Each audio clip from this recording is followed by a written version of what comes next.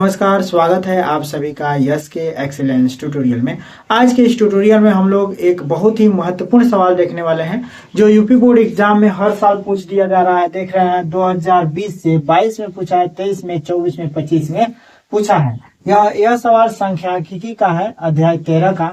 यहाँ पे देख सकते हैं ये दिया हुआ है, कह रहा है निम्नलिखित का जो है क्या कीजिए, बहुलक ज्ञात कीजिए। ये जो है सारणी दिया हुआ है, इसका हम लोग को बहुलक ज्ञात करना है। तो बहुलक कैसे ज्ञात करेंगे ये जरूर सीख लीजिएगा, क्योंकि बहुलक एक जरूर निकालने को देता है, चाहे 1 नंबर में दे चाहे 2 नंबर में दे।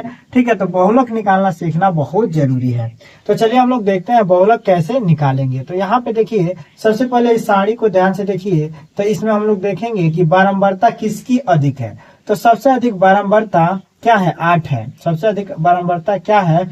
तो 8 है। तो यानी कि यहाँ पर अधिकतम वर्ग बारंबारता कितनी है? 8 है। तो जो अधिकतम वर्ग बारंबारता होगा उसी के सामने वाले को हम लोग बहुलक वर्ग चुन लेंगे। तो बहुलक वर्ग हम लोग का क्या हो जाएगा? बहुलक वर्ग हम लोगों का हो जाएगा 3 से 5। ठीक है, 3 से 5 जो है क्या है? बहुलक वर्ग हो जाएगा। अब बहुलक वर्ग, अब देखिए चूंकि सूत्र हम पहले ही लिख दिए हैं। क्योंकि जो भी जिसका मान निकालना है, यहाँ से कैसे हम लोग फाइंड करेंगे ये लिखना और दिखाना जरूरी है। तो बहुलक बराबर होता है L plus F1 minus F0 बटे में 2F1 माइनस F0 माइनस में F2 इंटू H होता है। F1 क्या है? तो F1 जो है बहुलक वर्ग की बारंबारता होता है। F0 क्या होता है? बहुलक वर्ग से पहले की बारंबारता होता है। और F2 क्या होता है? तो बहुलक वर्ग के बाद की बारंबारता होता है। मैंने कहने का मतलब, अगर इसको हम लोग F1 कहेंगे, इसको हम लोग क्या कहेंगे? F1।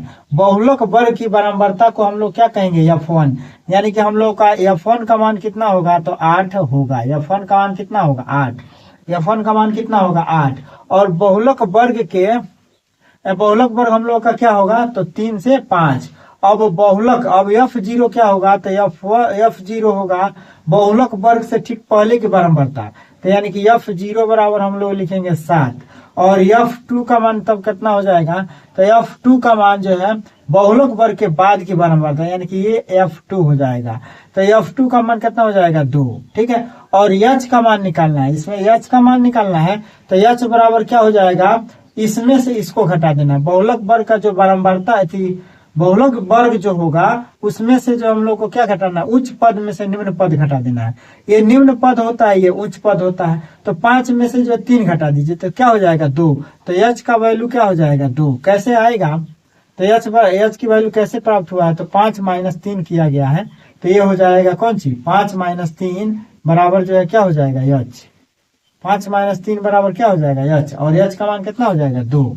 ठीक है, तो H का मान कैसे निकालेंगे ये आप लोग मन में ही सीख लीजिए, इसको दिखाने की जरूरत नहीं है। ठीक है, H का मतलब होता है हाइट, यानी कि अंतराल कितने का चल रहा है। तो इसमें 2 का अंतराल चल रहा है। देखिए ना, 1 में 2 जोड़े हैं तो 3, 3 में जो है 2 जोड़े हैं तो 5, 5 में 2 जोड़े हैं तो 7। यही अंतराल चल रहा है, यही वर्ग अंतराल होता है। ठीक है, तो H का मान 2 हो गया। मेन चीज इसमें यही सीखना है क्या, कि F1 कहाँ से आएगा, F2 कहाँ से होगा, F0 का मान कहाँ से होगा।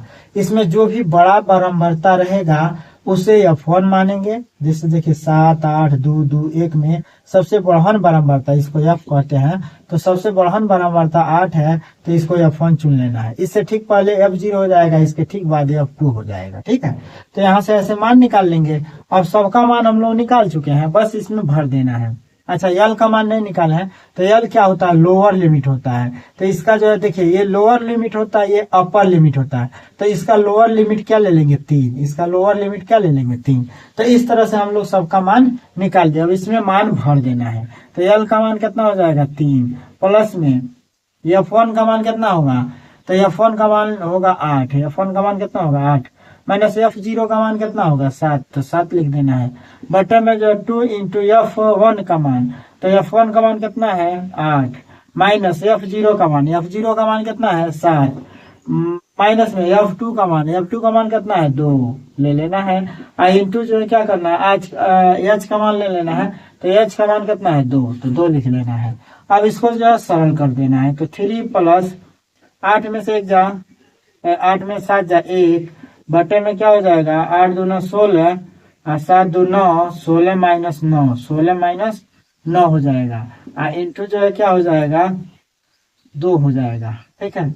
और फिर 3 प्लस, अब 1 का 2 में गुणा कर लेंगे, 1 गुणा है 2, 2 हमेशा अंश में गुणा होगा, तो 2 मैंने चूंकि ये गुणा में है तो ये हमेशा गुणा ऐसे हो तो इसका गुणा हम लोग अंश में ही करते हैं, हर में नहीं, ठीक है। तो इसका गुणा अंश में करेंगे तो 2 हो गया। 16 में से 9 घटाएंगे तो ये हो जाएगा 7, ठीक है।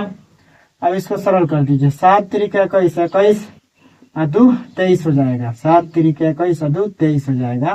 तो 23 अब बटे क्या हो जाएगा 7, 7 से इसको काट दीजिए तो 7 तिरिका 21, 7 तिरिका 21, 7 तिरिका 21 हो जाएगा, है 2 बचेगा, भाग नहीं जाएगा तो जो है क्या करेंगे, भाग अगर नहीं जाता है तो यहाँ पे हम लोग जो है 10वां बढ़ा लेंगे और फिर जो है 20 हो जाएगा, एक 0 बढ़ा लेंगे तो, और 7 दूना 14, 7 तिरिका 7 दूना 14 हो जाएगा।